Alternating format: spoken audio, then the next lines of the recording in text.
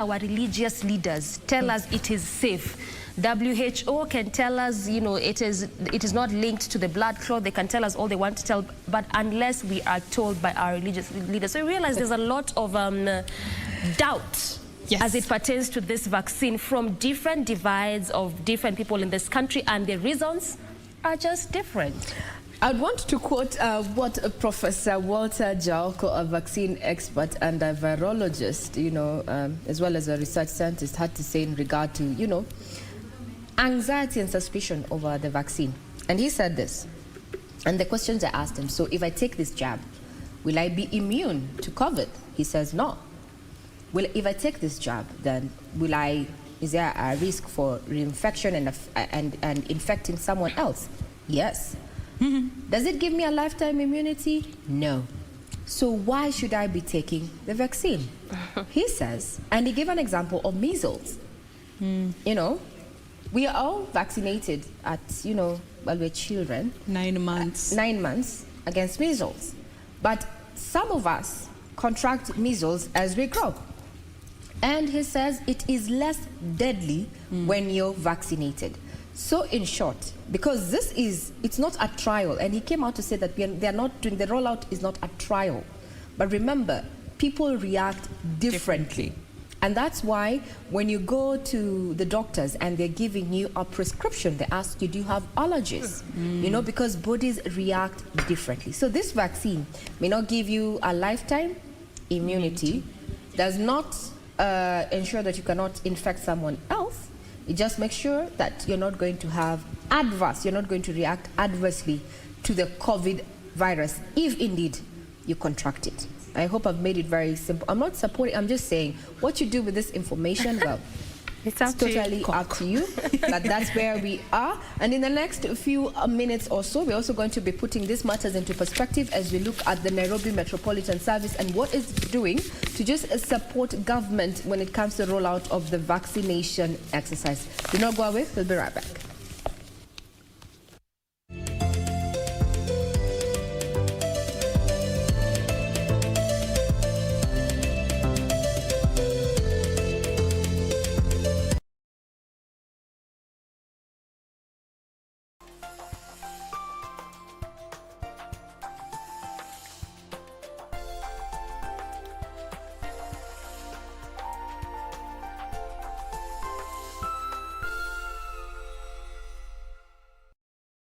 Fanya hivi, wewe teremuka tu chini. Hata watu wanangojea, unasema unione, si ninakuona ndio huyu kucha.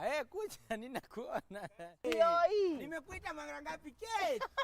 This is the Nissan Note. Hii ndio motoka. Not that this is the Nissan Note we are giving out. Na ni rahisi sana kuwekelea bid. Unaenda kwenye lipa na M-Pesa. Unaweka pay bill number 4032353. Kisha unakelea account number ya Nissan Note ni Note, N-O-T-E. Namba ambayo unapenda, labda unapenda 100, labda unapenda 200. Wekelea Note 100, Note 200. Alafu tutakuitisha shilingi 40 peke yake, 40 bob only. Weka pin yako, utakuwa umekelea bid ya hii Nissan Note. Inakungoja wewe mahali popote ulipo. Mimi na mtumishi tutakupea. Tonight on KBC Channel 1. The biggest problem in your way to the throne will be eliminated tomorrow. You mean to say you'll kill a show? No. The Emperor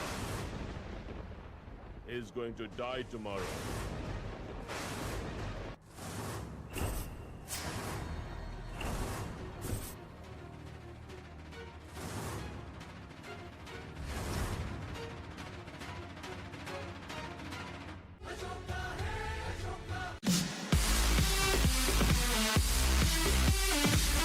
Matches don't come any bigger than the Emirates FA Cup quarterfinals, which will take center stage this weekend. While Manchester United have a mouth-watering trip to the King Power Stadium, where they will face Leicester City at 8 p.m.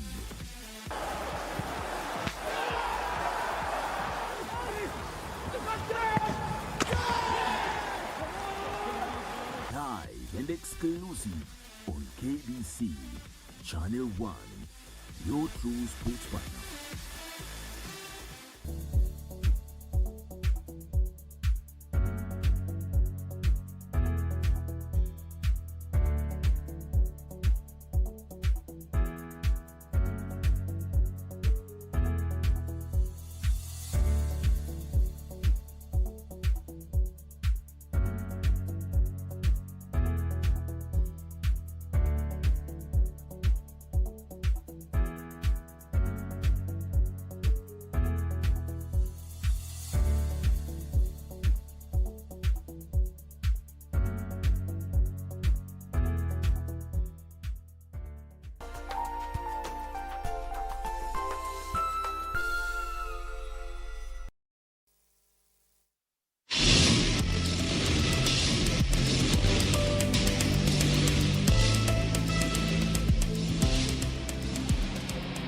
All right, before we embark on the day's discussion, this is actually what I was talking about earlier.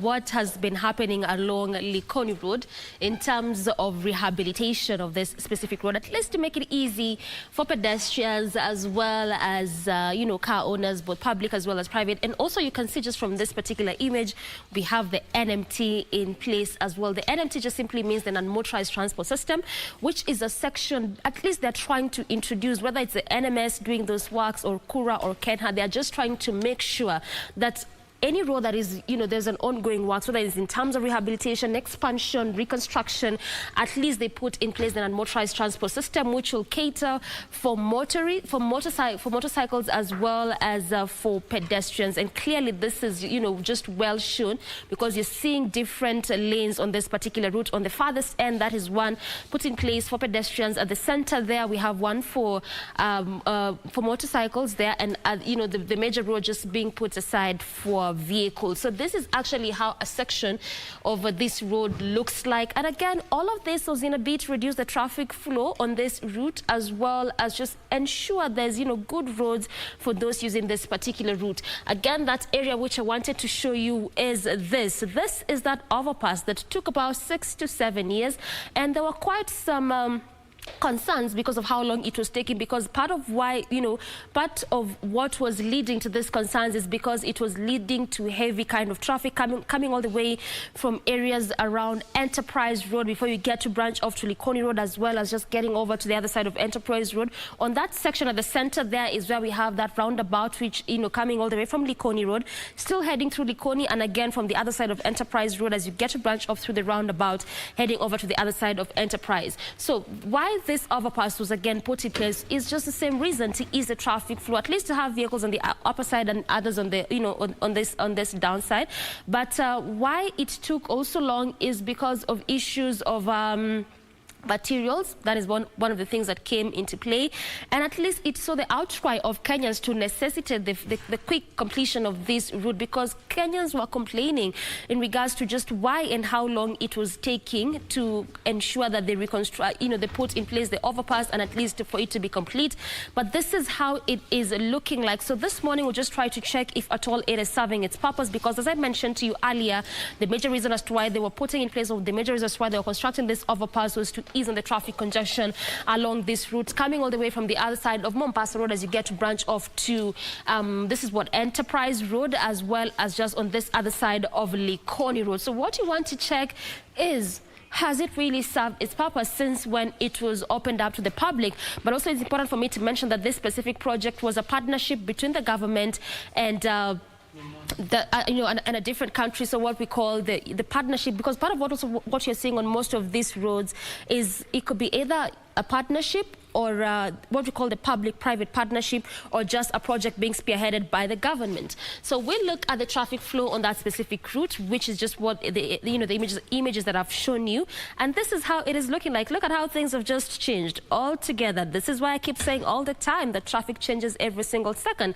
because earlier on, it was just green all through on this route, and this is why I was also giving it as an alternative route if you are coming from areas around Mombasa Road. But this is how the road situation looks like as of now along Likoni. Heavy kind of gridlock there, especially just as you leave the bypass, coming all the way through Likoni Road, away from Parkside Estate, sticking with the same route. And this is why I'm saying there's really heavy kind of traffic, because of that color, and specific to that lane that is just leaving the bypass, leaving Mombasa Road as you get to branch off to Likoni Road, coming with the same route as you head over to Enterprise, and again the other side of Jogo Road.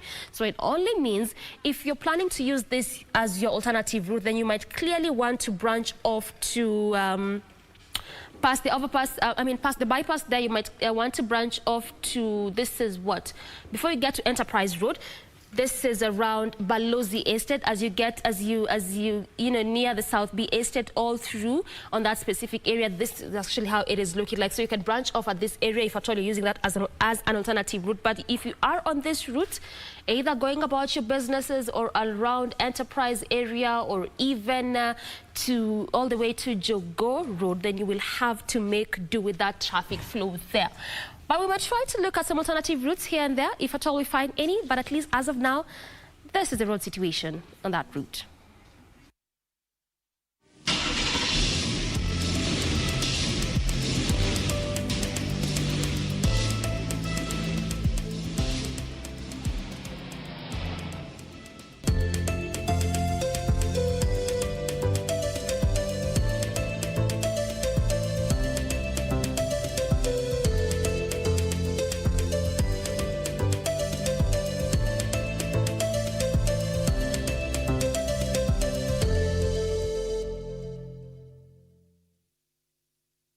What's up? Good morning. In case you are just joining us, karibu tena sana. We are glad that you have chosen to start your morning with us right here on Good Morning Kenya. And you are right in time for the first conversation. But before we get to that, remember, you can always talk to us. Let us know where you're watching us from, how you are enjoying the show. And of course, unaweza salimiana, send those positive vibes our way, and we will be sending them right back at you. And you can do so via our Twitter platform. The hashtag to use is Good Morning Kenya. At KBC Channel 1 ever remains to be our official station handle. My handle is Jane Wamboi, my colleagues. You can find them as Doreen Arange and Ray Manyara across the socials. So far, I see Dan Chebi, anasema hapo Likoni Road bado kuna constructions inaendelea, no throughway. Thank you for that. We're always about this. We let you know what we know as you let us know what you know from your point of standing. Kiplagat Kitur, Raraka, Nairobi, always tuned in. Kenya has never failed to watch KBC Channel 1 Good Morning Kenya. Thank you for that. William Wamburi, the dynamic trio, always looking beautiful, live from Watamu. Thank you for that. Joe Chege, anasema, say hi to Jay. What's up? How you doing? Where are you watching us from? Big shout out going to everyone else who's retweeting our feed. I see Billy Givetti, Professor Phyllis, Morning, Matthew, Kibegeoff, Touch of Grace. Thank you all so much for having tuned in so far. Keep checking in. We will also look at your feedback as we proceed on with today's programming. So, as mentioned earlier, today is Wednesday and we always get to have our lifestyle segment. And today we're going to be looking at this event. It's called The Moth. It is an event that features storytellers from across the world who are putting forth true stories to just try and bring change or impact in whatever way that they are approaching the particular story that they are telling. And today we have with us one of those contributors to the Moth event that will be happening in a few days to come, and just want to understand his perspective, what he's looking to talk about, because these are people who are talking about issues that affect people across the world on personal levels. With us in studio this morning, we have Michael Minor, who is the country coordinator under the International Youth Alliance for Family Planning Organization. Good morning, Michael. Good morning. It's a pleasure. Thank you for making time. We always appreciate that. We could start with the socials. Are you on social media? I am. Maybe you could give us your social handles. On Twitter at Michael_M06. That is a long handle. It is. But it is nonetheless, our viewers can always interact with you on that platform. So let's just get to understand, for the benefit of our viewer mostly, what the Moth is all about. You know, a brief history into it from your standing, from what you understand after being part of it. Okay, so the Moth is a non-profit organization. It started way back in 1997. Yeah. So they focus on the art and craft of storytelling. People, as you said, tell true stories. And true stories yes, to make the social impact. So basically in 2014 they started a global community program so that they focus outside of the US and to international scope. Yes. So storytellers come, share their stories, and we hope to drive some change. What was your first interaction with the Moth? Where did you get to hear of it? Okay, so as the country coordinator for IYFP, basically do a lot with sexual and reproductive health rights for young people and adolescents. But I found that one of the most effective ways to communicate and get the point across is with stories. And so the Moth was holding a workshop for Kenyan stories in the space of adolescent and youth family planning. Yes. So I attended a workshop, it went great, and here I am. Here you are, yeah, a number of years later. But before we get to understand, you know, in light of what this year's, this soon coming event will be happening, let's talk a bit about the International Youth Alliance for Family Planning. As an organization, what is your mandate? What is the mission of this particular organization? The mandate is just to make sexual and reproductive health rights a reality for all young people across the globe.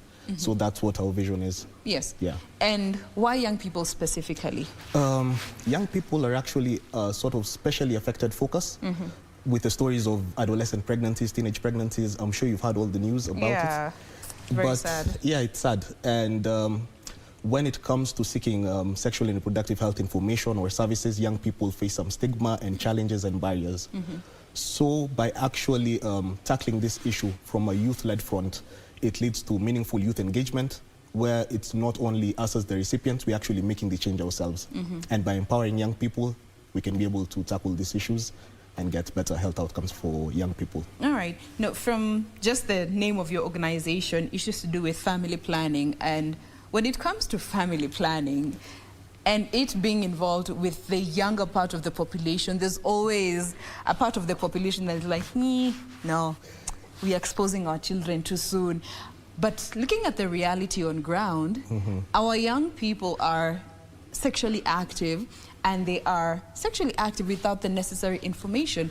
When it comes to doing away with some of these taboos that we have been dealing with for so long around family planning and the young people, as an organization, maybe what is it that you feel needs to be done to encourage these conversations to be part of what is considered normal, as opposed to exposing them too early? As you said, the reality on the ground is that young people are sexually active. Yeah. Even from as early ages, like you can see 9, 8, exactly. There was actually a study that showed they took 100 class 2 students, and 7 out of 100 had been raped severally by a family member or something. So that just shows, like, generally there are issues. And so we do advocacy. We work with stakeholders such as NMS, Ministry of Health. They really help in bringing this issue to light. And also, I think it should also start with social responsibility. Yeah. As a mom, as a dad, parents, speak to your children about this, because if you don't give them the information, they'll get it at the They'll still places. get it elsewhere. Yeah. Then there's also the fact that issues to do with family planning are always revolved around the woman. As a man, in line with ensuring that conversations around family planning and using now a platform like the Moth to encourage more of these open conversations, I don't know where you stand when this conversation about contraceptives and family planning, they go hand in hand.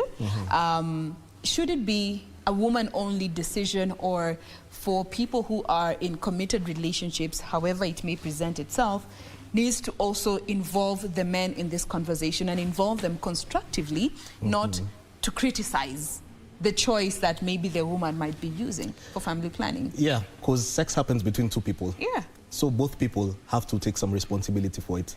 And I think when a man gives his support to the lady, it's actually better. It eliminates the stigma and it will actually bring better effects. And also, I saw something interesting. Kenyatta were launching a trial for male contraceptive. So that's one thing I'm looking forward to. Yes, that's another subject of debate. Yeah. But I think we need to promote male engagement in this area to support the women as much as we can. Yeah. But you know, we're also living in a time where we have women who do not have the freedom or liberty to decide for themselves even which hospital to go to, due to cultural norms and stereotypes that are there that are so deep-seated. When it comes to having this conversation with the men especially, to understand the role of family planning and not come from a prejudicial point of thinking or a dominative point of thinking, and understand that this is helping the other partner and not dictating how they should go about this in a way that men understand. Okay, so yeah, that's a very interesting point. From I would say there are two basically demographics. Yeah. The guys who are a bit more traditional and the young people nowadays who are a bit more open-minded. I would say in some places, as you said, it's a reality. Men don't actually allow women to go for these services, and that can actually bring a problem. So community education, engaging with community members, especially like religious leaders, the chiefs and everything, because they have the social impact, people listen to them. Yeah. So if you can sensitize them about family planning, they can also tell it to the people living around them. But nowadays I've seen young people are more proactive about it. And hopefully in the coming years, this issue of stigma and chauvinism and women being sort of like told what to do is going to like be resolved in the couple of years. Absolutely. And we'll be getting to just see how the Moth, in line with honoring International Women's Day, which was a number of days back, is just trying to also make this a reality where it's not just a question of being seen as a woman, but also being seen and being heard. Now, before we get to that part, you're also the founder of the Kenya Reproductive Health Youth Foundation. What does that do? Basically, we focus on reproductive health holistically. Yes. So family planning, gender-based violence, STIs, HIV, and basically also centered on young people. So just trying to link them up with healthcare providers. So it started because I'm a final year medical student. And when I went to the wards and I saw how these young girls are suffering, I just felt I needed to do something. Yeah. And during this COVID period, I decided to be more proactive. And since there was this issue, we took up social media, reached out to young people, engaged them, and tried to bring a change. And I'm happy to say that lives have been changed. So that's a very great step at a time. Exactly. Now, from your interaction with the different patients and people, and the youth especially that you have interacted with, which is the larger group that you work with, what are some of those health, reproductive, and sexual rights issues that you feel are really affecting the youth as opposed to other age groups here, especially in the Kenyan space? One of them is STIs and HIV. That's really big because people who are mostly affected are women from the age of, actually young people, especially women, 18 to 22. That's the largest burden of incidents. 18 to 22. Yeah, and it's sad because someone is just starting their life and bang, you get an incurable disease, and that can really affect someone. So that's something I've actually noticed a lot. And other things are some of the complications while giving childbirth, because you know, if you're not very developed, you may get some tears, bleeding, and people die from giving birth, which is, it's very sad. Those are the main ones. Gender-based violence, it's just so prominent. There's actually a project we're doing on that, and the stories we're hearing from young people are just shocking. Yeah. Yeah. I can imagine, you know, and that is also... Stigma also prevents so many young ladies and boys, for that matter, from coming forth to express and just give you the actual reality, because I believe the figures that we have are just an estimate. They do not give the actual reality, and especially after COVID, that just ripped the band-aid straight off, and we're yet to actually get the proper numbers. Now, in line with the Moth and it giving a platform that you can air these concerns, what is the impact that you're hoping to see from being part of the Moth to speak of this conversation that has been there, but really we're not seeing the traction and the mileage that we would love to see? This far we've come. Okay, so the idea is to get young people speaking out about it, because as you said, even the cases being reported aren't as much. People fear speaking. Yeah. And when you hear someone else's story, it emboldens you to also go ahead and share your story. And once people keep talking, there can be a movement, I will say, and social change that will occur. Yeah. Barriers such as stigma are going to be eliminated. More of these stories come to light, and then you can share them. They say a problem shared is a problem half solved. Half solved, yeah. All right, and also just bringing on board other stakeholders that have a huge role to play, and this is smack in the middle of the Ministry of Health responsibility, given health is a devolved unit. It then also boils back down to county governments across the country.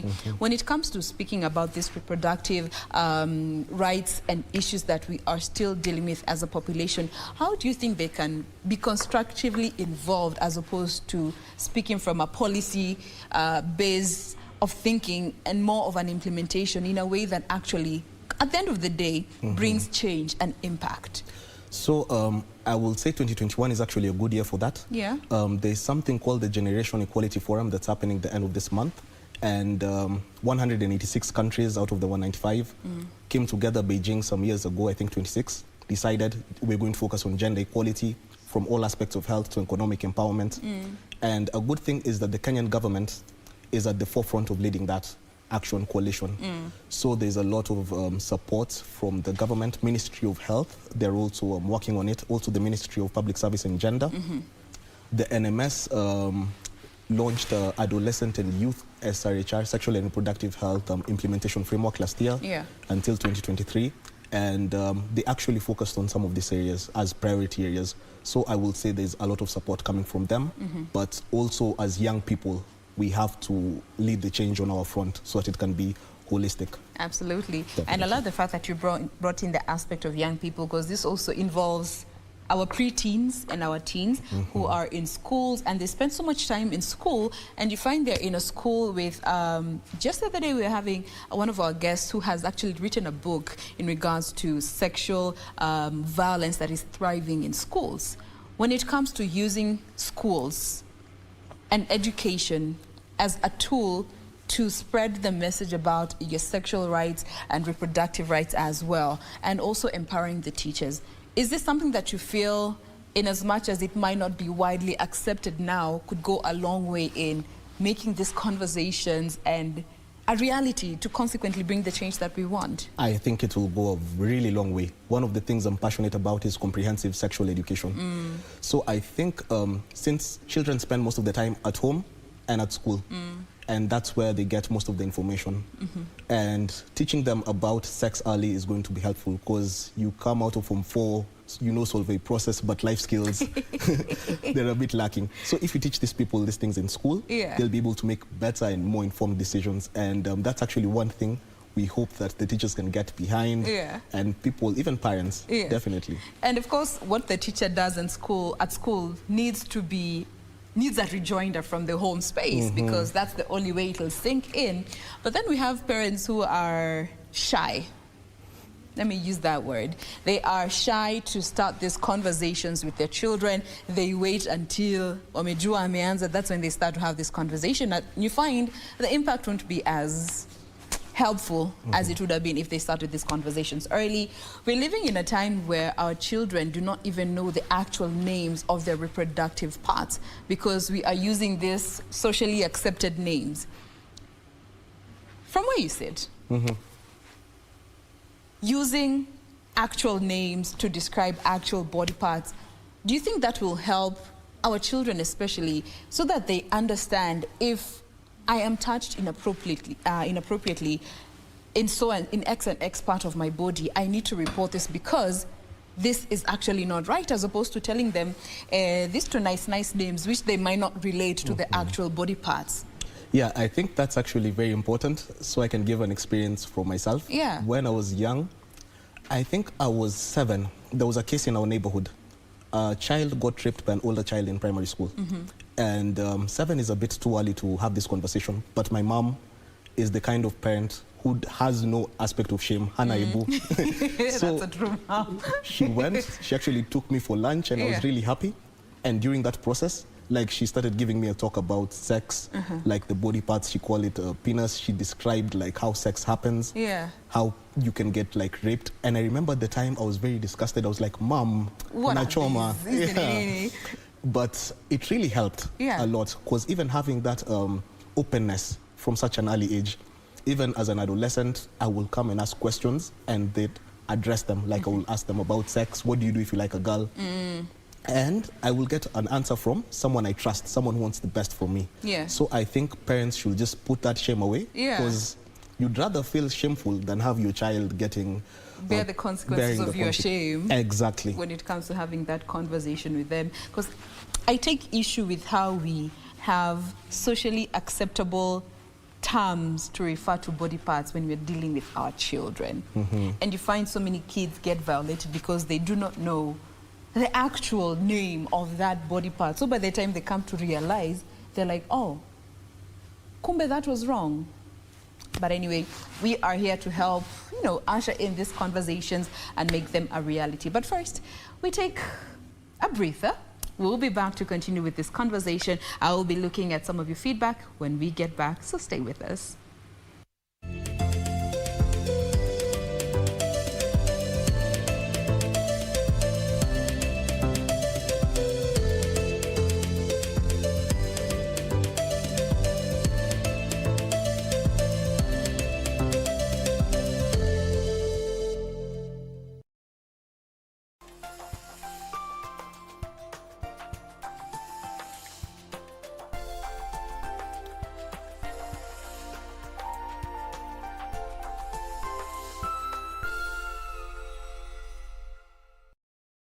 fanya hivi, wewe teremuka tu chini. Hata watu wanangojea, unasema unione. Si ninakuona ndio huyu kucha. Kucha ninakuona. Yoi. Nimekuita mara ngapi Kate? This is the Nissan Note. Hii ndio motoka. Not that this is the Nissan Note we are giving out. Na ni rahisi sana kuwekelea bid. Unaenda kwenye lipa na M-Pesa. Unaweka paybill number 4032353. Kisha unakelea account number ya Nissan Note ni Note, N-O-T-E. Namba ambayo unapenda, labda unapenda 100, labda unapenda 200. Wekelea Note 100, Note 200. Alafu tutakuitisha shilingi 40 peke yake, 40 bob only. Weka pin yako, utakuwa umekelea bid ya hii Nissan Note. Inakungoja wewe mahali popote ulipo. Mimi na mtumishi tutakupea. Tonight on KBC Channel 1. The biggest problem in your way to the throne will be eliminated tomorrow. You mean to say you'll kill a show? No. The Emperor is going to die tomorrow.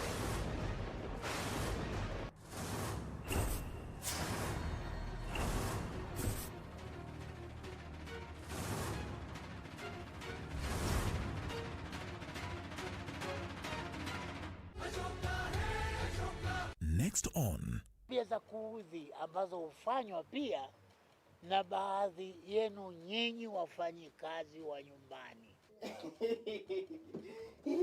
Chau. Hizo ndo tabia zenye unafanyanga hapa kiche mkiwa peke yako.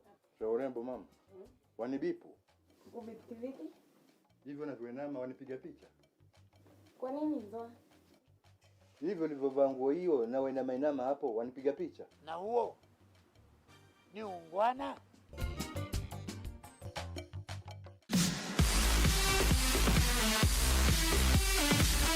Matches don't come any bigger than the Emirates FA Cup quarter-finals, which will take center stage this weekend. While Manchester United have a mouth-watering trip to the King Power Stadium, where they will face Leicester City at 8 p.m.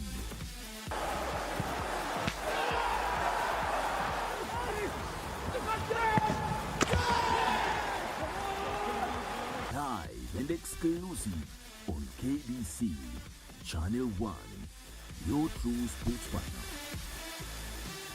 This weekend on KBC Channel 1. Then my mother will start. Julia! Julia, come here. Look at this one. You have been given 4 bananas and your brother ate 2. How many are you remaining with? Then I would answer 4. She would give me poor coffee a single. Mr. Tisha, please help me before Nijitie Kitati. Please help me, Mr. Tisha. Where will I get 350,000, Mr. Tisha? Where? Mama Kinyanjui. Caroline. Caroline. Si tuongee kando kidogo, I don't play such games. I don't need a man in my life. Classmates, every Saturday on KBC.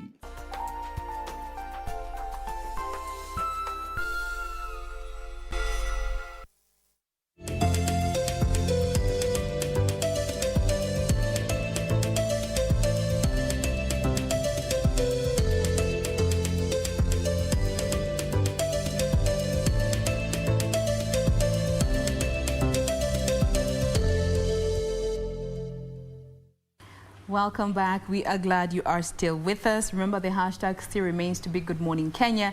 At KBC Channel 1 is how you can always interact with us on Twitter. My handle is Jane Wambui. I do appreciate your feedback so far.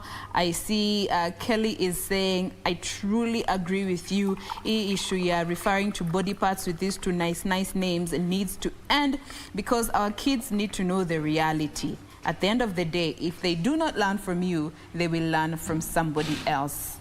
And as a parent, it is better that you be the source of reference for such information, and especially about your child's sexuality. Keep them coming in. We'll be addressing them as we continue on with this discussion. In studio, we have with us Michael Minor. He is the country coordinator of International Youth Alliance for Family Planning, an organization that is all about, imparting knowledge and information. Now, let's get back to this whole conversation about sexuality, and especially for our children. And I want us to, off air, we're just having this talk about, you know, the misconceptions that are out there, and especially when it comes to family planning and contraceptives. I'm using it quote unquote because we all have various ways of referring to some of these methods. And let's talk a bit about barrier methods, because from just what you have told us, age bracket here, 18 to 22, are those that are heavily affected by HIV and AIDS. These are young people straight out of high school, in the middle of campus, and this just goes to show that they are having unprotected intercourse. These misconceptions around barrier methods, oh, it will prevent this, or it will not do this. As a person in this area, what would you like to set straight about understanding the importance of protecting yourself? Usiogope mimba, as opposed to diseases, because that is the actual reality. Young people these days fear pregnancy over contracting diseases. Yeah, so a good thing about barrier methods, especially like the condom is the most commonly used, is that it prevents both pregnancy and diseases. Yes. And it's actually very effective at that.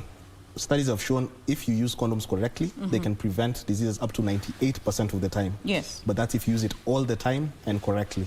And that's where most people go wrong, because people don't use it all the time. They assume like after the first few encounters, mesha juana. Yes, tuko sawa sasa. Exactly.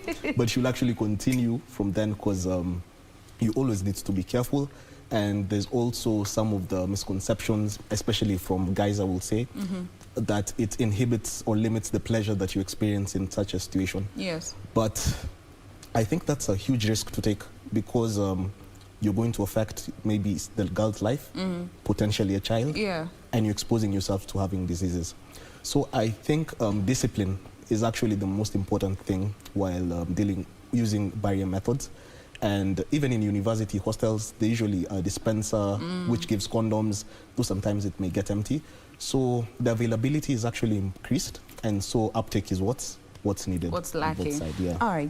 Now, coming back to the moth and the fact that the event that's going to be happening on the 20th, I believe, is in line with International Women's Day that we celebrated just the other day, a day where we get to just acknowledge the fact that we've come when it comes to dealing with problems that disproportionately affect women, and what more we need to do in line with this conversation around women empowerment. And as part of IYAFP, what is it that you would like to send across in terms of a call to action, or when it comes to addressing these issues that women face? Okay, so actually the theme of the event is Jump at the Sun. So there's a quote by this American author. She was really, really good. She said, jump at the sun, you might not land there, but at least your feet will be off the ground. And with our fight for gender equality and solving all these issues, we need to be very optimistic in our efforts. We might not get there, but at least we're going to be better than where we left off. So I'd encourage young people as a call to action, be bold, be brave. These things affect us. And if they affect us, it's up to us to come up with a change. Talk about it, educate your peers, and be proactive, be strong.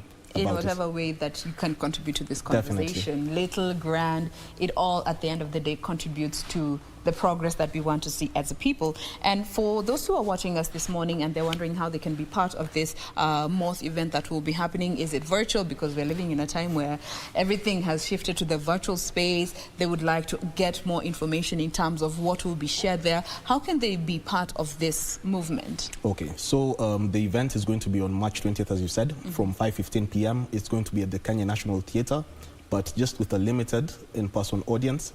However, you can buy a ticket at www.themoth.org. Okay. You can actually pay via M-Pesa and join in virtually and be with us at home. All right.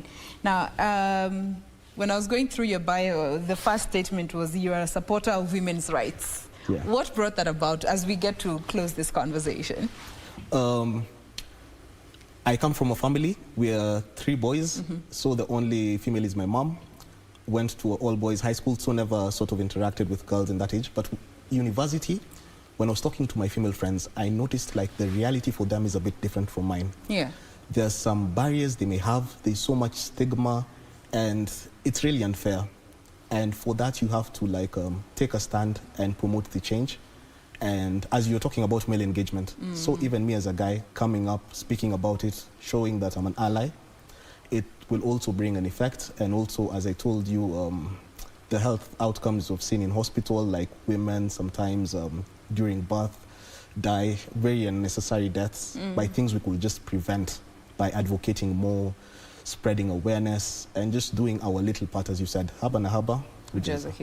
Yeah. Absolutely. Now, as we get to close this conversation, maybe somebody's watching us this morning and they also want to be part of the International Youth Alliance for Family Planning, as well as the Kenya Reproductive Health Youth Foundation, and if not be a part of it, contribute to the cause that you are also championing in form of different forms of assistance as they may come. How can they do so? First, you can follow us on social media at IYAFP Kenya, and also for Kenya Reproductive Health at KERHYF, KERHYF. Firstly, that's good. Secondly, you can also join membership. Yes. We have a wide base of volunteers. We're in 80 countries. In Kenya, we have a membership of 700 young people. So you can join in, participate in some of the advocacy events, and just volunteer with us. That could be a very, very big help. Absolutely. Well, thank you so much for being with us this morning. We thoroughly appreciate you for making time to be part of Good Morning Kenya. We have been speaking with Michael Maina. He is the country coordinator for International Youth Alliance for Family Planning, as well as the founder of the Kenya Reproductive Health Youth Foundation. Hizo titles ni refu. Yeah. But thank you so much for being with us this morning. Thank you for having me. Social media handles once more? Personal at Twitter at Michael_M06. Yes. For IYFP Kenya at IYFP Kenya. And for Kenya Reproductive Health Youth Foundation at KERHYF. All right. So if you feel you would like to be part of these organizations when it comes to having conversation around sexuality, reproductive health care and rights with the young people especially, you can always follow him on the socials, get to understand how you can be part of the cause. Of course, in line with the Moth event, which will be happening very soon, all about celebrating our women 111 years later of celebrating the International Women's Day. What progress have we made, and what areas do we need to work harder on to make sure that being discriminated on based on your gender is not something we're dealing with in this day and time. Thank you so much once again. All the best. Thank you too. All right. Good Morning Kenya is not yet over. As mentioned earlier, we have fantastic conversation coming up in a bit, so stay with us. More after this breather.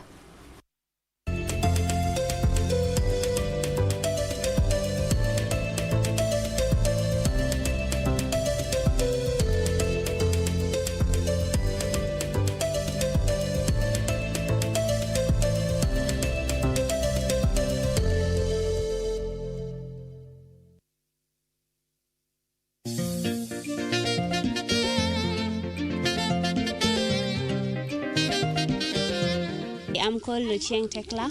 I'm 19 years old. I'm in Form 3. And this child labor issue, I may experience when I joined Form 1. And my dad and my parents got divorced in 2005. I used to stay with my aunt. My dad was nowhere to be seen. And this my aunt is very poor lady. So when I joined Form 1, there was no school fee. Although I joined a day school, but the marks I got was supposed to take me to a boarding school, but due to poverty, I joined day school. In this day school, we had to have this meal card. So due to my aunt can't provide that school fees for me. I used to go to school without lunch, and coming back home, there was no supper also. This is Tekla's story, an experience that unfortunately several other children in Kenya are going through. What are the factors enhancing the prevalence of child exploitation? One major challenge is child-headed homes, where a child must work to get other basic rights like food. You know, you can try to eliminate some children from labor, but when there's no one to provide for them, then it's still subjected to child labor. And therefore, that is what we are trying to address in partnership with other organizations, so that when we get a child who must just work to get other rights like life and survival, the child is get supported, so that we declare that place a child labor-free zone. Secondly, there are conflicts in families that subject children out of their homes. So we are having children that are in the street, children that are in the villages, and these children have not in school, so they have to get some work somewhere. So those are challenges that we are facing in relation to our work to declaring our zone a free zone of child labor. Statistics indicate that children are victims of human trafficking within and outside the country and are exploited to engage in domestic work, agricultural work, fishing, begging, and street vending. Tend to have money, and when they are walking in the village, they show that they have money, they can buy their own things. They are having some kind of freedoms that influence other children also to engage in labor, not thinking about school, because they are seeing school as another problem. School is also squishing them with some other regulations. So when they get involved in child labor, they feel some freedom, and they have their own money that they are running. That is one. And again, there is every community is unique. There are some cultures that are also geared working towards supporting the child labor. Like when you graduate a child, that's now you are adults, things like FGM, things like these initiations. When a child is already past a certain age through initiation process, he thinks that is big, now can get to go and work. And the age is still demanding that the child should be in school. So those are other things that we are facing. So if we are in a society which are having some other norms and these cultural practices. According to Michael Ocheng Kaponja, Child Labor Free Zone Coordinator, the society too needs to join in the fight against child labor. It's a bigger challenge again because the society cannot again account for a child to be in school. Because we believe in the social protection, that even if the parents are poor, parents are ignorant, but the society, the system and the structures in the society will ensure that the child is taken care of, because the child belongs to the country. Non-governmental organizations have partnered with government to create child labor free zones, but it has not been easy. We are an alliance. We work with many other partners. We want the government, we want the private sector, and we want even the ones that you saw today coming in. We want to work with everybody so that we can be able to realize the 8 child labor-free zones in this region, in Migori, in Kisumu, and in Vihiga County. And I think we are moving into a phase now where we are talking about child labor, education, arts, and research. So basically, we are talking about now moving beyond just children being at risk, but moving into a level where we are going to add in education, add in issues of research, and issues of education, and issues of documentation. When a child tells you he or she wants to be a mkokoteni puller, what does it mean? The only thing they see, the joy they know, is that. And true, if we are not able to mentor our children, even as leaders, from where we stand at Spain, it's not going to be very easy for us. Going forward, Michael Ocheng is hoping for an inclusive approach from government as well as the society itself in arresting child labor in order to secure the future of the young generation. A lot of sanitation has to be done because there are some class of people who still don't know the difference between child work and child labor. Regina Manyara reporting for KBC Channel 1.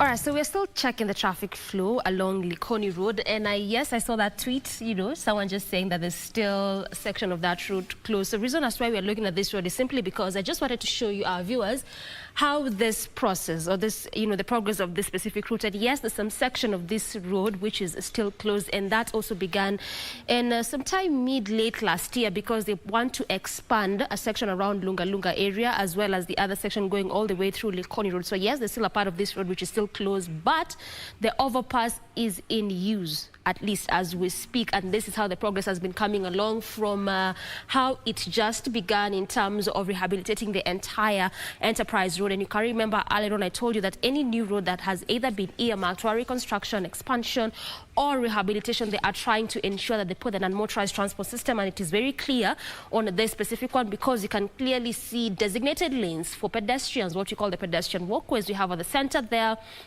of the cyclist lanes, and also the major road which has been set aside for vehicles, both public and private. And just from what you're seeing on this road, even the tracks, it clearly just shows you that there's still some ongoing works here and there. But yes, the part in which is already complete is opened up to the public for use. The part which is still under reconstruction is obviously closed. But this is just part of what they're trying to do, at least to ensure the projects that have stalled. A case in point, this particular one, like I mentioned to you earlier, took a very long time for even it to get to where it is, at least where you can see the beams of the structure of the overpass there. So part of what they're trying to do is just to ensure that most of this project that has stalled because of reasons here and there, such as lack of materials being brought in time, lack of perhaps, the people to construct the roads, and also how COVID-19 really brought about disruption of some of this road work. So like I mentioned, just what they're really trying to do is to ensure that at least they finish up on these projects, because I can tell you for sure that a number of roads have been earmarked for these processes. You can remember that yesterday I was showing you about the Rironi Summit Road, which is also has been earmarked for an expansion in terms of expanding it from a single to a dual carriage road. So clearly there has been a lot of ongoing works on most of either the major roads or the sleep roads here in Nairobi and even beyond. So like I mentioned, at least part of what they're trying to do is to ensure that all the stalled projects are at least complete so that they can embark on the new project that they want to do. So what you are doing today is to check the traffic flow, at least thereof, because when this road was closed for that long period, the kind of traffic gridlock that was being witnessed on this specific route was really unbearable. And specifically there at the center, as you leave all the areas around Mombasa Road, coming through Enterprise Road on that section, going all through, and also this other side of Likoni Road coming again from Mombasa Road through the bypass there, going with the same route as you head over to the other side of Jogo Road. The kind of traffic that was being witnessed on this road, quite, really unbearable. So what we are doing today is just to check at least how all this has panned out, because you can remember, I was trying to tell you that again, part of the reason as to why they're also trying to pull this overpass is to reduce on the traffic flow. This is also one of those busy roads. So very, very quickly, just briefly try to check how things are doing this morning in terms of traffic, and it still is the same situation as how it was, the heavy kind of gridlock there as you leave the bypass, coming all through and through, coming again to the other side of Jogo Road. Also around the roundabout as it leaves the Enterprise Road, Likoni Road. Actually, this area is that specific map in which I was showing you, and this is how it is looking like. Still traffic around the entire roundabout, but on some sections, at least here and there, quite opening up a bit. So again, just like other roads in which we had been looking at, it only means that we'll still continue to keep an eye on this road, because like I mentioned, there's still some sections of the same road which has been closed, or which is still under that construction process. So it only means that we'll continue to keep an eye on it to see how that is coming along and how it altogether affects residents of that specific area.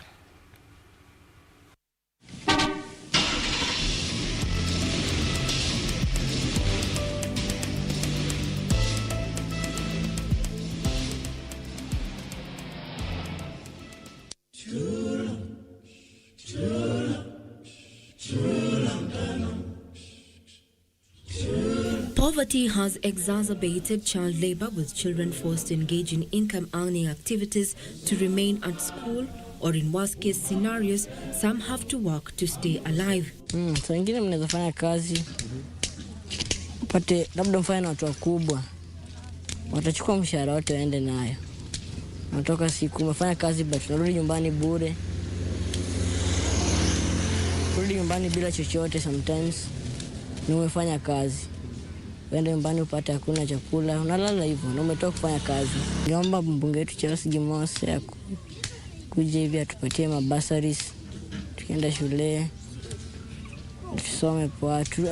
Akuje ka unaweza enda shuleni ukose labda una nini pocket money, kuja tusaidie na pocket money, atugawie ka vitabu. Sometimes unaenda shuleni una kitabu, inabidi ndio uchukue kitabu ilisha ya primary ndio peane ndio wakuchenchie, na ukigundua sometimes unakosa kitabu inabidi labda ile lesson uja attend.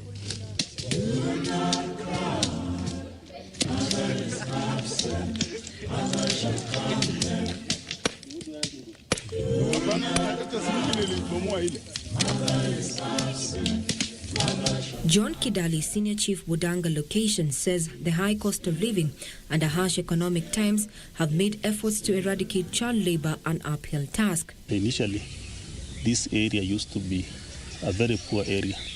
So parents were using their children to work in the neighborhoods, where those neighbors that were a bit well up, so that they can get money, and they use that money to buy food in their homes.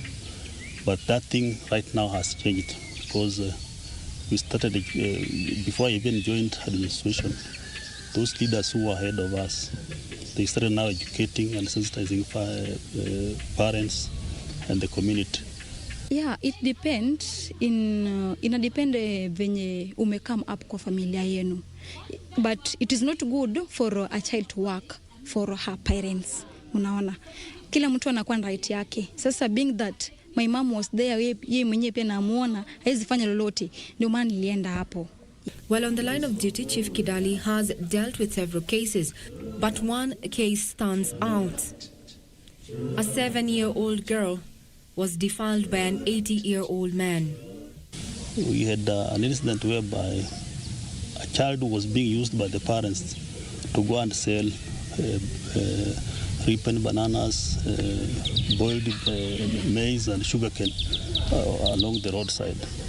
So by doing that, you know, the child got to interact with the elder men, elder boys. Now they start enticing her with the little presents like money, mandazis, and now it was easy to confuse that lady, that girl.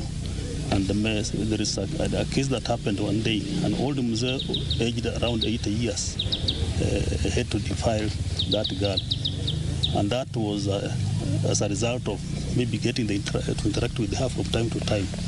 They used to come and purchase things from the girl, and then they give her also extra money which she could use on buying other things like sweets, like mandazis, and it was very easy to convince her that they go announce that making those funny things. Was 7 years old. 7 years old, a primary school girl, born out of, was under the care of a single mother, but the mother now used to work in Nairobi.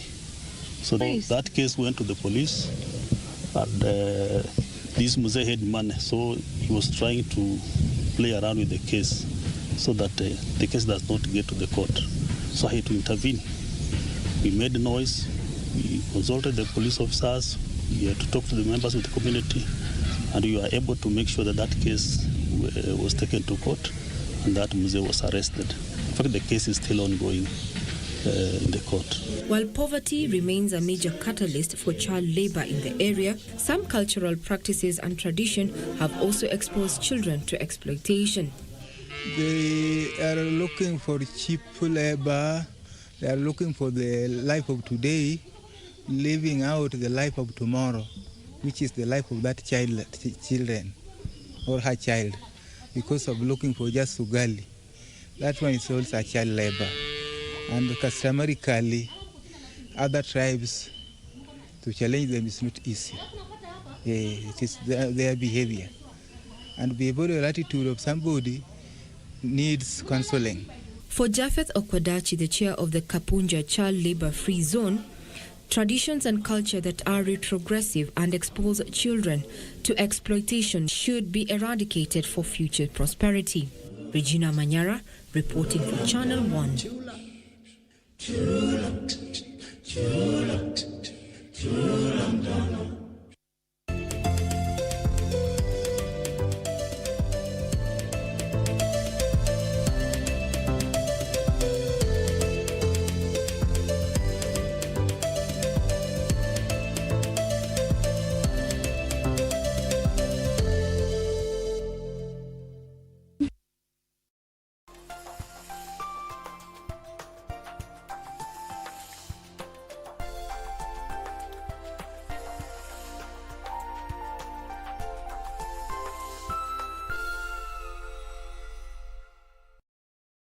fanya hivi, wewe teremuka tu chini. Hata watu wanangojea unasema unione.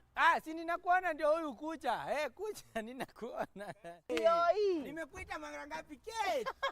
This is the Nissan Note. Hii ndio motoka. Not that this is the Nissan Note we are giving out. Na ni rahisi sana kuwekelea bid. Unaenda kwenye lipa na M-Pesa. Unaweka paybill number 4032353. Kisha unakelea account number ya Nissan Note ni Note, N-O-T-E. Namba ambayo unapenda, labda unapenda 100, labda unapenda 200. Wekelea Note 100, Note 200. Alafu tutakuitisha shilingi 40 peke yake, 40 bob only. Weka pin yako, utakuwa umekelea bid ya hii Nissan Note. Inakungoja wewe mahali popote ulipo. Mimi na mtumishi tutakupea.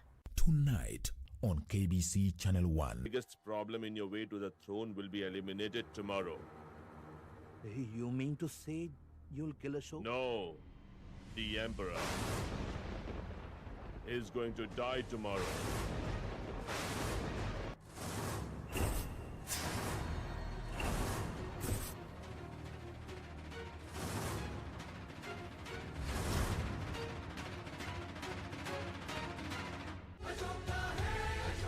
On the next episode.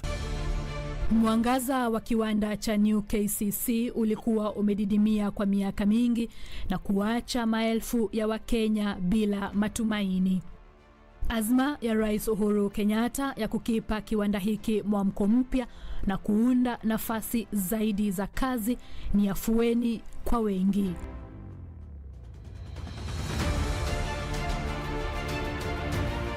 Wiki hii kwenye Project 254. Wakati KCC walianza modernization ndio tukafurahi sana.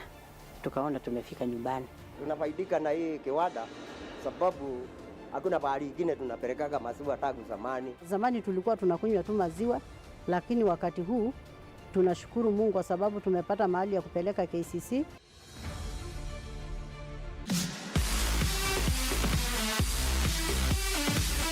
Matches don't come any bigger than the Emirates FA Cup quarterfinals, which will take center stage this weekend. While Manchester United have a mouth-watering trip to the King Power Stadium, where they will face Leicester City at 8 p.m.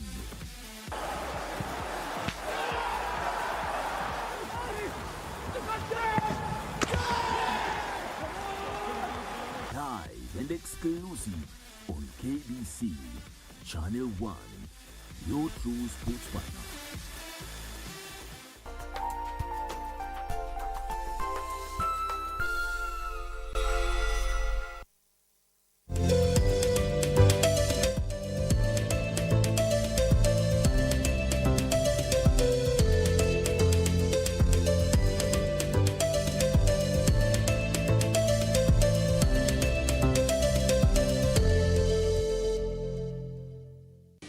Welcome back to the program. We continue with Good Morning Kenya. Time for our last conversation this morning, and our focus is on domestic workers.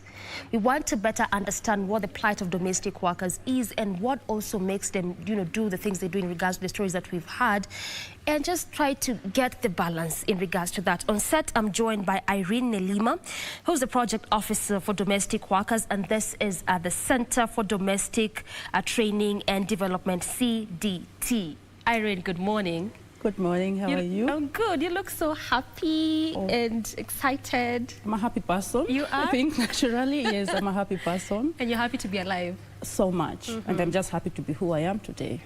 Yes. Happy to be alive because right now we are having a lot of stories surrounding COVID-19 and the way we are on the third wave. Yes. Being told to keep safe. Keep safe and all that. Yeah, so you wake up, you find yourself alive. Why not smile? Why not be happy? Just be happy. And give thanks. Yes. Okay, now we want to talk about CDTD, the Center for Domestic Training and Development, what you do there as a project officer, and please try and understand more about domestic workers, especially here in this country. But how about we just start from the top in terms of understanding? When we say domestic workers, what do we mean, or how do we even define that to better understand what exactly we're talking about? So I'll start by saying this. Thank you first of all for having me here, and thank you for having this conversation.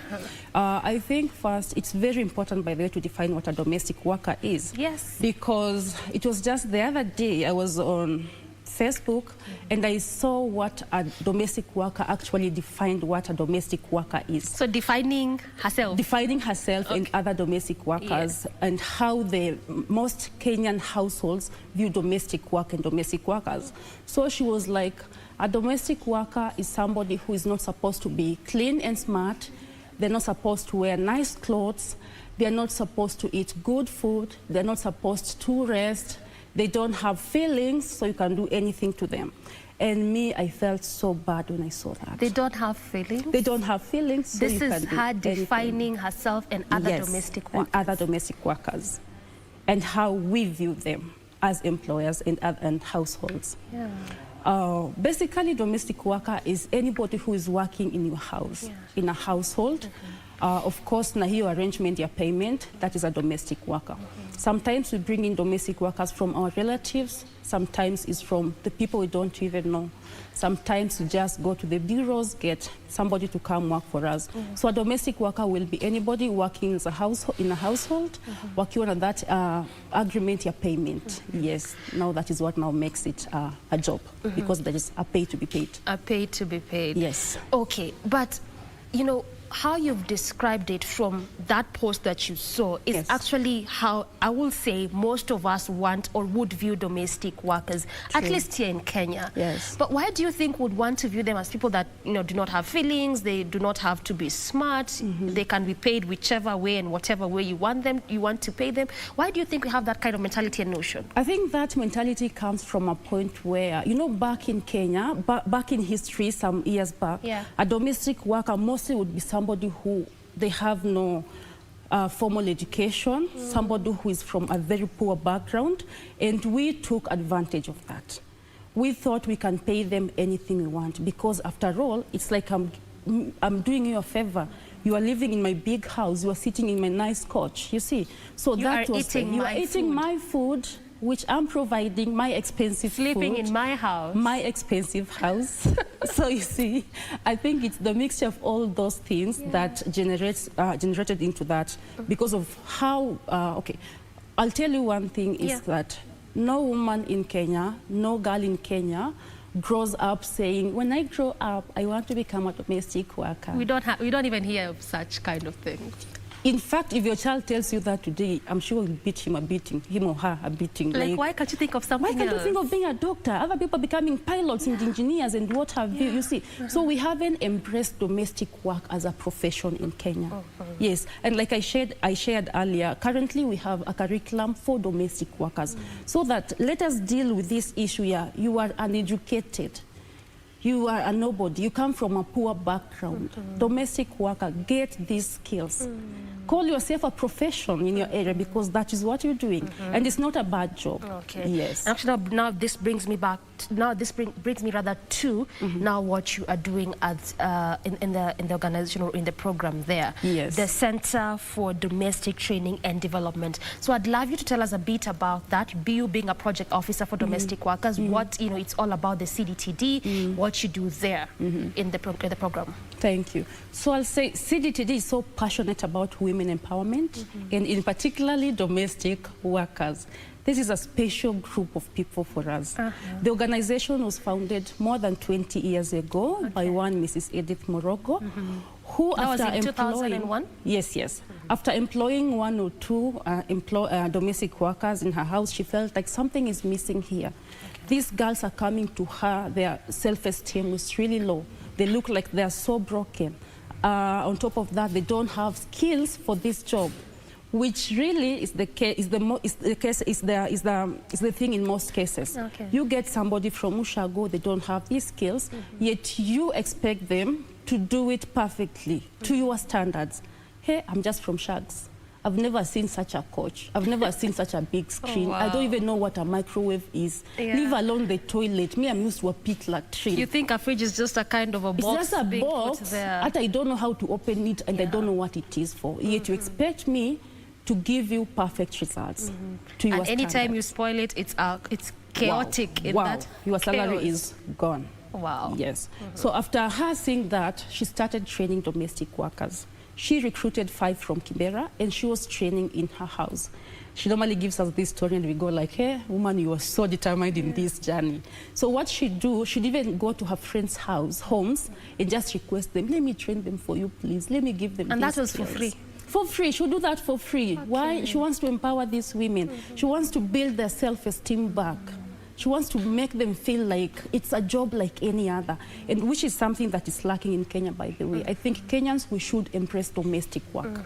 Let us embrace home care management training. Domestic workers, go for training, get skilled. Yes. Before we continue further and even talk about the skills that you impart to this, the domestic workers that you have on board, I just want us to retract a bit. And not to sound in any way biased or something. Yeah. Because it's always a question I'd love to pose anytime you're having a conversation surrounding women and you're saying that, part of people that you take is actually women, which makes me think, what about the male domestic workers? And again, it makes me think, are we doing really so much for women and just leaving that man on the side or the men on the side? Not really. That is not the case for us, because we also train male domestic workers. It's only that when we are comparing the statistics, the domestic workers, female domestic workers are the majority as opposed to men. Men is very few percentage, and it's not only in Kenya, even worldwide, according to the ILO. Yeah, statistics shows that women are mainly in domestic work than men. But we also train men, we also place men. We've done that before, and we're still doing that. Yes. Why do you think that is the case, by the way? Is it because, as we think domestic work, ni kazi ya nyumba, so ni mama tu anaweza fanya? Okay, that is true. You see, from our society, how we even brought up at home, we feel like kazi za nyumba ni kazi za wanawake. So you feel like maybe even in your home, you've never seen your dad cooking, you've never seen your dad taking care of maybe your younger brother. So all these chores were left to women because we were brought up knowing these are chores for women. Women should take care of children, take care of home, and make sure everything is okay at home. So that is even why you get most men shying away from domestic work, because they feel like, hey, I'm a man, me, I can't go washing sufurias kwa nyumba ya mtu. I can't be controlled by a woman. I can't have a woman boss wa kuniambia, we Jose, haujaosha hiyo, Jose, kuja panguza. You see, the patriarchal system again does not allow that. Yes. So that is also one of the major key reasons. Yes, yes. All right, let's go to the skills that you are imparting in this, the young women or the women at large, or even the men that you have in the program. Which skills are these, and how helpful are they to them? Well, I tell you, these skills are so helpful. And personally, if I knew about this before I went into domestic work, because I've been one some years back, I think I'll choose skills first before working. So the course is called Home Care Management course, like I shared. The curriculum was launched in 2018. NITA is the examination body. Well, there's even an exam. Oh, yeah. Okay. As we are speaking currently, we have domestic workers doing a NITA exam currently here in Kenya. And our center is one of the centers. All right. Yes, so you just have to identify and go get trained, and you get certified. So you can do internal exams, or you can do NITA. But mostly people who are doing NITA are migrant domestic workers, those who are going to work in for outside the country. Outside the country, yeah. So these are the areas, like we talk of the Dubai and the Middle East areas. Middle East specifically. Yes. All right. Yeah, Middle East. They're required to have those skills. So under the home care management course, we have 7 units. And on top of that, for us, we say it's mandatory. You have an 8th one, which is life skills, because now life skills breaks it down everything. So we have the first unit is housekeeping, everything cleaning. And then you have laundry work, everything washing, ironing, washing machine, hand washing, all that. And then you have basic cookery. So don't expect a chef, but expect somebody who can give you a good basic meal. And then we have childcare, basics on handling children. We have home nursing in case you have somebody who is unwell at home. We have basic of that. And then we have pet care for those people who love dogs, cats, and all that. This is actually an extensive program. Yes. Okay. And then we have waste disposal. How do you dispose waste at home? Have I not mentioned anything? I think I've mentioned all of them. Yes. Okay, you talked about the sort of like a special or specific to those that would travel abroad or in the Middle East. What is so specific or special about the training that we'll get, which might be different from those that would work here in the country? The training actually is the same for those working in the country and those ones working in the Middle East. Only that for those ones now traveling abroad, they also have an extra unit called pre-departure. That is now what makes the difference. Yeah, they get pre-departure, but local workers don't. Yes. So that is the only difference, but that's everything just cuts across. You said that you had your own experience, and I want to believe this is part of what gave you passion into doing this, and at least to ensure that you are part of the program that enables to train domestic workers. Yes. Tell us a bit about your story. My story is I started domestic work because I became a domestic worker. It's not because I dreamt of it. It's not because I was so proud of it that time. And I really tell domestic workers, if you're not proud of your job, I understand you, but with time, you will be. So I came into domestic work because of responsibilities. I became a mom at a very young age, 19, 20. I had a baby. And in Kenya, you are 19, what do you have? I didn't have a high school certificate. I only had a primary certificate and no any skills. So what's the only job available for you? It's domestic work. So I came to domestic work in Nairobi. All the way from Kitale, I came to Nairobi. I'd never been to Nairobi. That was your first time? My first time. Which year is this? That was between 2010, 2011 to 2014. Thereabouts, so it's quite some time back. Yes, quite some time back, yeah. So I came and I started working. Coming into my employer's home, I didn't know I have any rights. I knew it's do as she says. You can't even voice? How? I couldn't. I had this mentality of a domestic worker should be what the employer wants you to be. I didn't know there was anything out of that. So you are forced to wake up very early in the morning, go to bed very late, but you cannot question. You don't have off days, you cannot question. You did not have any off days? I did not. So you're working from Sunday to Sunday? Yes, that was my case. And that is from morning to evening? Yes, morning to evening. She had 2 kids. So I would wake up early, prepare breakfast, prepare them for school. I take them to bus stop, they catch their bus, I come back, do my duties, and then I'll pick them again around 3 or 4. They come back, I assist them in assignments kidogo because again, class 8 level, you can't do much. So the little I had, I assisted them where I could. And then supper, making sure everything in the house is just running right. Because domestic work, it's you one person taking care of the whole family. You are looking after the needs of everybody. If you wake up today na hiyo nguo yako hujapigwa pasi, it's on me. Hii nguo hujapigwa pasi, I want to wear it. If breakfast is delayed, then everybody's going to get late. It's on me. So you have to be up before everybody. And mind you slept? Oh yeah, after everyone had. Yes, the last one. So that is domestic work. But it's not always the case. There are some employers who really are understanding. Yes. So that was like, would you say that your experience was so bad or it was something you could perhaps manage? How was it like? I managed. I would say I managed because in that particular house I worked for 4 months and then I left. And I didn't leave because of the condition of the situation, how it was, because, okay, me, I'm this African mshamba girl mwenye. Unavumilia wewe, mwanamke ni kuvumilia. That's how I grew up knowing. Unavumilia. And that's what you know. Yes, like you cannot question. And so to me, I would have endelea kuvumilia. But some things made me move out of that home. Some things made me so uncomfortable that I had to go. One of them was I was being underpaid. When I was coming from Ushago, we had agreed I'll be paid 3,500. I came there the first month, second, third, fourth, I'm being paid 2,500. And was it like a conversation you had with your employer? Like you're saying, yes, you had agreed. Yes. But now when you came to begin working, did you now talk about it, or you just saw month 1 to 5, month 2 to 5? What happened is when I came that morning, when she picked me up on country bus in the morning. So when we got home, And then it's so funny, let me tell you something. Mostly, a domestic worker will travel from Ocha. It's far from Ocha to here, Nairobi. But when you get to employer's home, it's funny because you don't even get time to rest. You come and immediately start working. After those 9 hours Yes. 9 hours of being on the bus, the whole night, because I traveled during the night. In the morning, she picked me around 6, and then she came, now this is my house, this is how we do things, 1, 2, 3. Now you start kazi.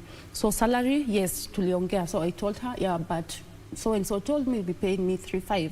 She was like, yeah, I'll pay you 3.5, but not immediately, after I've assessed you. So you need to work for 1-2 months, let me assess you, and see if I'll give you that 3.5. So what am I starting with? You start with 2.5. So you had agreed to that? Yes. Okay. But I thought maybe it's going to be 1 or 2 months. And then the worst part of it was she was paying me in bits. My salary was coming late and she was paying me in bits. So nikimwambia, hey, I need some money because, you know, I left my child at home. My mom also I need to take care of my child at home. So she'll give me 1,000 shillings. And then after like another 1 week, 500. So it wasn't something that it's consistent. If hata kama ilikuwa 2.5, so she was paying me in bits, which it was really annoying. Yeah, it's really annoying. Wow. Yeah. And, you know, just for our viewers to understand, we'll definitely come for that flip side of it, because, again, we've also had so many stories of domestic workers turning against their employers. Yes. And we'll come to that in a short while. But I just want us to explore this bit of also the harassment that they too face themselves. And you're giving us your side of the story. And if I can say, good number of times inakwanga to your issue ya payment. That is where it always starts or stems from. But which other issues perhaps have you come across, even for you as a person, or even in the program that you do for other domestic workers? There is also this issue which is common, disrespect. Yeah. Domestic workers are mostly not respected in our homes. You find even children, they'll talk to you the way they want. They'll call you maid. Nilete hii. Not even by your name? Not even by your name. Nilete hii. They'll tell you just a mate here. So what can you do? Wow, so you that find is hurtful. It's so hurtful. And Aki, I'm human. A domestic worker is human like you, the employer. They have feelings like you. They also hurt. When you tell them something bad, they hurt. And that is why you see some of them now projecting this, they're hurting to the children and other family members. Yeah, because they cannot face you, obviously. So who can they face? The little ones. We cannot say it's a good thing. Nobody should get to that extent of hurting the children because of parents, but sometimes it gets there. Yeah, so there's that issue. There's also issues of sexual harassment in domestic workers, especially for young domestic workers. Yeah, that one happens sana. Okay. Yes. Now, given the fact that you do trainings and you even told us that you have exams, so clearly it's just a fully fledged course. It is. Why do you feel that, if I can mention in the African context, or even in Kenya specifically, we do not have professional domestic workers? I know you've talked about the issue that it's not considered like, you know, like a job perhaps per se, but we see probably in the European nations or even in the States, would have a nanny and they are accorded respect because of what they do. So at least to some extent, there's a bit of professionalism there. But here, it's a total different case. It's a total different case. Why? Because, like I said, domestic workers, most of them, I would say, they haven't embraced training, you see. Because it's through this training and gaining of these skills that now you're going to become now professional. But you find most of them have not embraced that. So how do you want to be regarded as a professional domestic worker, yet you have no skills? You're doing things kienyeji. So get skilled, get your certificate. Get skilled, get your certificate. How would you want to be regarded as a professional domestic worker, yet you do not have skills? We'll be coming back to continue this conversation, and we'll be touching on that flip side bit of, you know, the conversation, that yes, there's a lot of issues that domestic workers face, but how about those that turn to their employers? Some will destroy property, some would even beat. And we've heard even of some just killing their children. That is what we'll be exploring after this. Stay with us.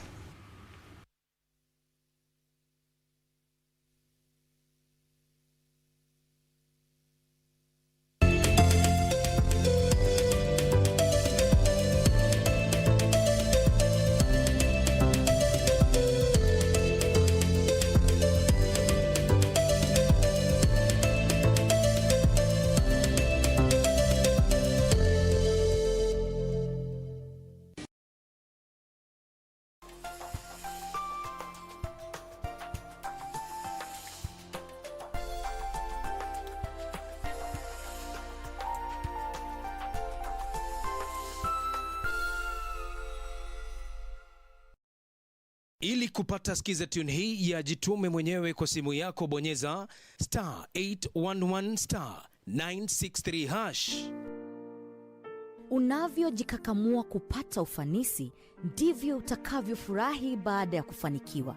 Usisubiri kusukumwa na mtu, jitume mwenyewe.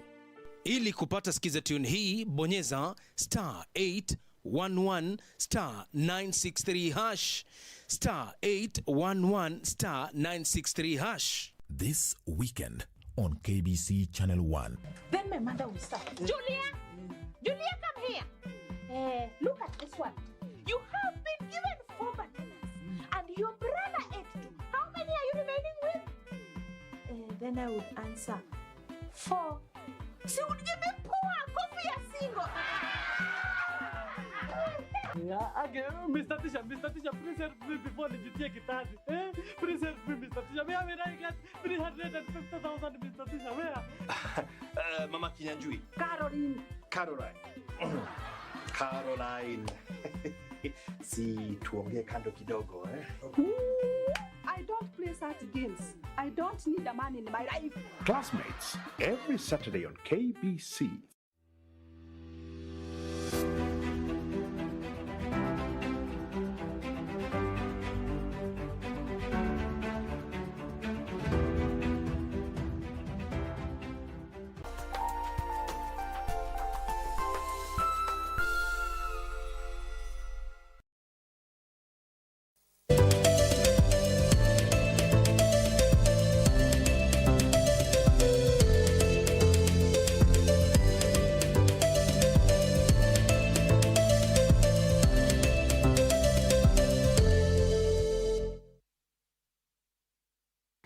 Welcome back to the program. We still continue with our conversation, trying to better understand the plight of domestic workers in this country, and at least also part of what different programs can be introduced to help such domestic workers. On set, I'm still joined by Irene Nelima, who is helping us debunk that. And now, just when you were off air, we're talking about the difference between a nanny and a domestic worker, because we tend to sort of confuse that. And I want to pick the comparison between the West and probably how we do things here in Africa, because there's actually a difference.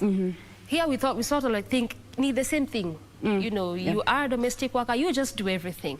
But what is the difference between the two? What I'll say, when we talk about domestic workers, a nanny is also a domestic worker. Oh. A home driver, a private driver is also a domestic worker. Okay.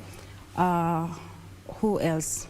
A housekeeper, a laundry attendant, they're all domestic workers. But now it is you now to define what kind of a domestic worker, what type of a domestic worker are you looking for? Is it a nanny? A nanny will be purely for children, taking care of children. Nothing else. Yes. Making sure the children are okay, feeding them, their clothes are well arranged and clean, their room is neat, everything children. If you are looking for someone to do general housework, then that is now to say they'll be doing laundry work, housekeeping, childcare. You see, if you are looking for somebody to do home nursing, it's specifically to take care of that sick person or that elderly person in your home. So it's you to define. Yes, they're all domestic workers, but who do you want? What is your category? Is it a laundry attendant? Is it a childcare, a childminder, or a nanny, like you said? Or is it a housekeeper? Yes. Okay. So they all fall into that category. Into that category. Yes. But then, in Kenya, if I can again pick an example, why do we like mixing both? Because you would, we would, yes, like you mentioned, we'd call them domestic workers, but it falls under different categories. Yes. Here would pick one person who will do laundry, do the housekeeping, take care of the babies, do everything. Yeah, in most setups in Kenya, that is what we do. Why? Because we are cutting cost. Oh. Or maybe we are not able to afford these 2 different or 3 different workers. So let me get one person who will handle everything. And sometimes it gets overwhelming to that person. So much overwhelming. Because I cannot be taking care of 2 children. Both they need to be fed, to be clothed, to be washed, everything. I still have a 5-bedroom house to take care of. I need to cook for you, I need to cook for the children. It gets overwhelming. So if you can afford to have maybe somebody to do general housework and somebody to do nanny work, then that will be great. Yes. Now let's go back to the program a bit, and you were talking to me about the fact that you also have exams. Yes. Like it's as serious as it can get for, you know, these domestic workers that you trained. Yes. Maybe you can at least make us understand a bit, you know, that exam process. Like, I mean, does it mean if someone fails, they have to repeat or resit the class, and the practical bits of it? What exactly does it entail? So that also for viewers to understand that actually when you say that you have a program that trains domestic workers, this is the people that we churn out at the end of the day. So I'll speak for local domestic workers. Yes. After training, the training is supposed to take 120 hours. So if you're doing full-time, we can go up to 1 month with you. We offer boarding facility we have, so you can board there as we train. So we take up to 1 month. So the training itself is, the course itself is separated to practical and theory work. Yeah. So we, like kawaida, we start with theory and then you go to practical. So for instance, during exams, when we are doing theory, it's just writing. Yes, like kawaida theory. If you are doing practical, it's now me giving you, for example, Irish potato. I tell you, mash that and maybe prepare this kind of meal from that, you see. Or maybe I'll take you to the kitchen and operate that microwave for me, that rice cooker, that heater, that oven, you see, such things. Now those are practical. Yeah, so every unit has got a theory and practical bit. Yes. And all of that is assessed. So Yes, it means yes. that if someone fails, they have to reset. You resit. You resit. Yes. And have you had such instances of people reseating? And probably if yes, what are some of the reasons that would make someone reseat such kind of a practical, you know, program? You see, the matter of you reseating is not at you umefail money. It's because we want you to get the best, so that when you go to the job, you're also offering the best. If, for example, you cannot do a process of diaper changing, then it means you're not ready for that job. So let's redo it again until you get it. Yeah, so sometimes somebody will miss a step or two, and then things goes that way, and then I tell you, You now, have to Nancy, resit this exam. let's redo this one. Yes, so it's not like it's wasting your time, no. It's just making sure you have the right concepts, you have the right skills for you to do this job. Yeah, and you become the best person who can do that Now particular become job. a professional, and we call you a professional domestic worker. With papers and certificates. With paper certificates, and it comes with a good pay. Oh, wow. Yes. That is good, because you also have a bureau that, you know, people can come and get such kind of persons. It's not really a bureau, Yeah. but what we do with local workers, after training, we place. Oh. Yes, so it's training and then we place. So it means that after like a class or school, you can actually get that job. Yes, you get that job. Very fast. When we feel now, this one now is ripe for this job. You are ready? Yes, Okay, she's then, ready. Okay. Have you had instances where you have had to like probably use different languages to train these domestic workers? Because the way you are saying, there are some that might come from areas maybe in the rural setups, and they do not even probably understand anything. I think that's the most fun part of this training, because we're allowed to train in Swahili, and where, for example, we don't get it, then I'll ask a fellow classmate, explain that in Luya so that she can get it. Explain that in Kikuyu so that she can get it. Yeah. Because you see, we are accommodating people who don't even have the basics, they don't even have their primary school education. So, and it is our mandate to make sure that everybody gets it, because now if we reject you, where then? Where will you go? Yeah. Okay, then how do you go about scouting or piloting for these domestic workers? Okay, for local, I'll not speak for migrant workers. Yes. I'll speak for local workers. At CDTD, what we do, we have community mobilizers who've been working for so many years. So they mobilize huko mashinani for us, and then they bring us. Wakisha mobilize, we vet, we see, okay, so we have a good history, at least this person knows you, so you come to us.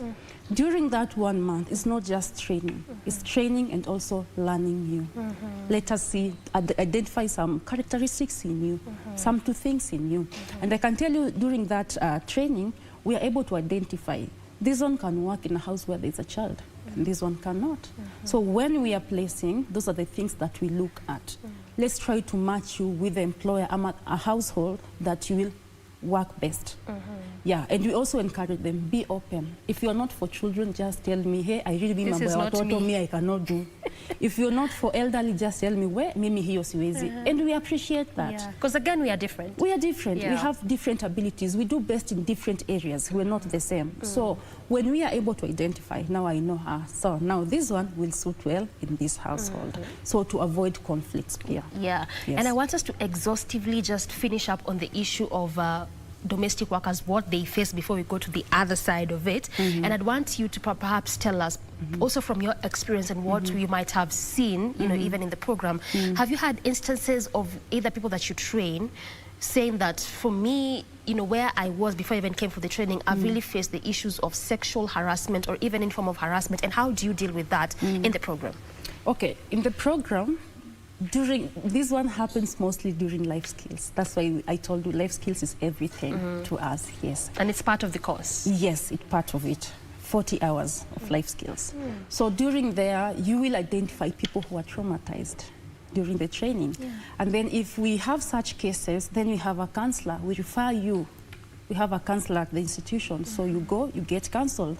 We don't want to take you to place you, you're still a broken person, you're not fit, you're not emotionally stable for that job. We want you very stable for the job. So we would go through that, we do counseling, and when you feel you're stable, you go, now we can now place you. Because we've had people who have gone through that. And apart from that, domestic workers, like I said, they are people. And like I also said, they didn't come here because they wanted to be. It is just circumstances that push them to that angle. So I'm coming maybe from a broken marriage. I'm coming like I left my child at home. It is not a joy for any mother to leave their children. Go live somewhere. You see, so there are all these issues. You carrying so much on your head. You have maybe a family which is depending on you for everything, you see. So you are coming here and then one small thing triggers everything and you blow up. Yes. And it becomes a reminder of the things that you're going through. That is true. Okay. Now let's go to the other side. Since I feel like you've already exhaustively tried to understand what is the plight of domestic workers, what are the things that they probably want to be done for and all of that. Let's go to the other side. We've heard of cases, not one, not two, on mainstream media, on social media. We've heard of a recent case of a house manager or domestic worker, Gladys Naliaka, who went ahead and was just beating about, those those toddlers to some extent that she even went ahead and cut some of their faces. And you'd want to wonder, and the whole story was behind it was that the employer, the lady, wanted to fire her. So she felt some type of way. And it would make me think that we could be here fighting for the rights of domestic workers, but on the other side, they turn against their employers. Yeah, that was a very sad thing. And it's not a case one or case two. It's not a case one or two, that is true, I agree with you. And we cannot justify any. Because no matter what your employer has done to you, I always tell them, you'd rather pack your bags and leave. Go. You don't have to be there if it's not working for you.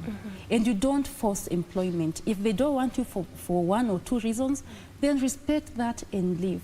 Do not project your anger to the children or to the other family members. Because that is really, really, it's so bad. So, if it's not working for you, please go. Please go.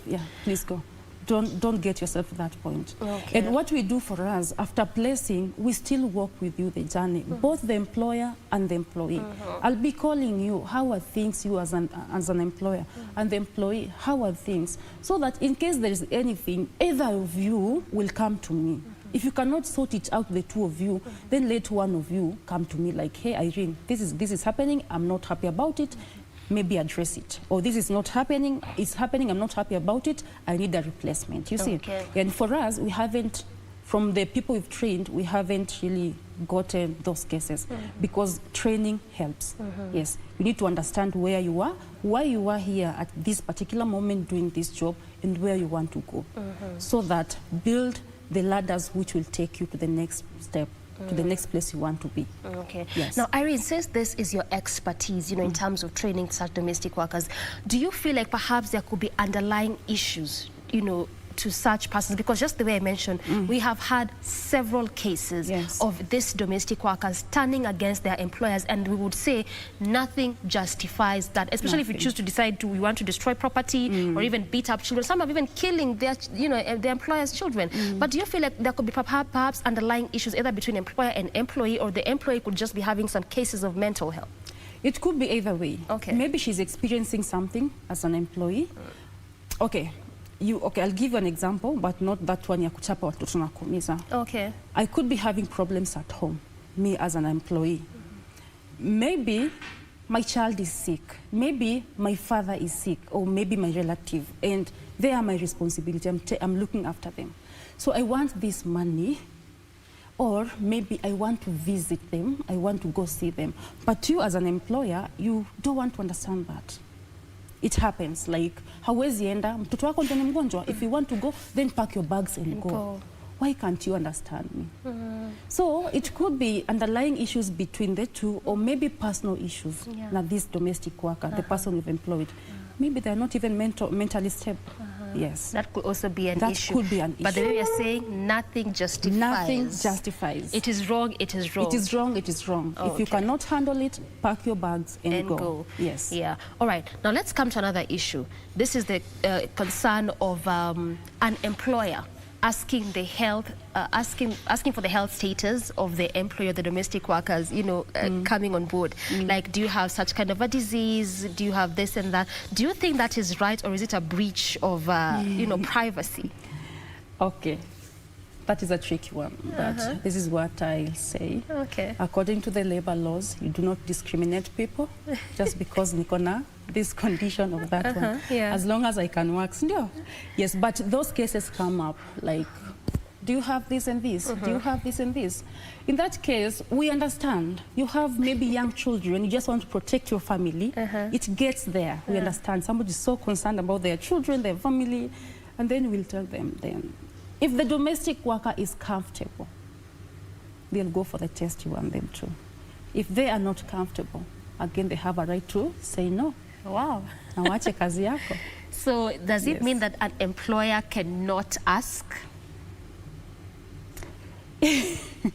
Because just the way you're saying, I mean, this employer could be having children, and they also just want to ensure safety of their children in terms of health. You understand? Yes. So, and again, like the way we are saying, especially in the African context, these domestic workers would stay in our homes. Yet most of them were kwenda na kurudi. So they are practically like family in one way or the other.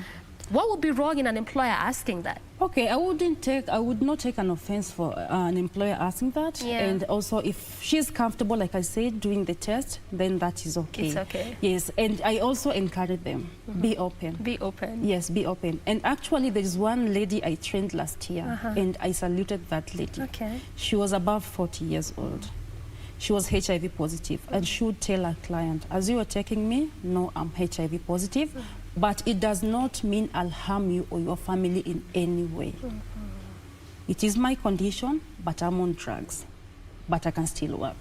Wow. Yes. So that level of openness, again, also is dependent between an employer and the domestic worker coming on board. Yes, yes. Okay. Yeah. All right. Again, there's another issue of original IDs. We have had so many cases of an employer wanting to say, I would want your papers, or I'd want your credentials, or I'd want your ID, just to have it. Just in case something happens, at least I know where to find you. What would you say in regards to that? Yeah, it is okay for employer. Even your employer here has your my papers. Yeah, true. The same thing. We're making it a professional. So when I'm coming to your house, I'll give you, but not originals, I'll give you copies. Copy of my ID if you need it, copy of my CID certificate, that one for, what is it called? Compliance? Not. This one you take for CID. Yeah. That one as well as different other certificates to show your professionalism and skills, if at all you have any. Yes. Okay. So I'll give you copies, but not originals. It is so wrong for you as an employer to keep original documents as your employee. Like you have IDs are original, you have their birth original. No, it is not right. So photocopies allowed. So what of those that actually ask for the originals and they will stick to that and they would want to keep that? Is that a breach? It is a breach. Okay. It is not right.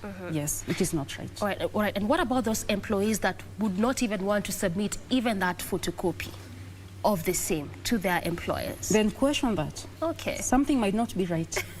Yes. Fine. What? Because if I'm just this upright person doing everything right, why not? Why not? Why not give you are my employer? Yeah. Why not give you a copy of my ID on all that? It's like a form of like an agreement, you know, between you and I. Yes, and then normally for us, when we're doing placement, there's a contract which employee should sign. Yes. Employer saying I agree to these terms, and the employee the same thing.